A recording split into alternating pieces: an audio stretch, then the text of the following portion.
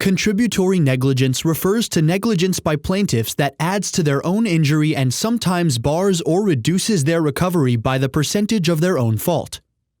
The highest court in Ohio considered the effect of contributory negligence in strict products liability cases in the 1987 case Bowling v. Heil Company. David Bowling borrowed a dump truck to spread gravel over his driveway. When the dump bed refused to lower, Bowling leaned over the supporting frame, underneath the raised bed, to investigate the problem. Bowling grabbed the control lever and moved it, causing the dump bed to come crashing down on him. Bowling died instantly. Bowling's wife Emma, administrator of his estate, sued the manufacturer of the dump bed and lever control system, Heil Company, for negligence and strict products liability.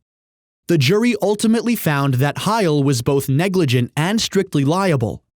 The jury also found that Bowling was contributorily negligent but that he never assumed any known risk. The trial court entered judgment for Bowling and awarded him unreduced damages of $1.75 million.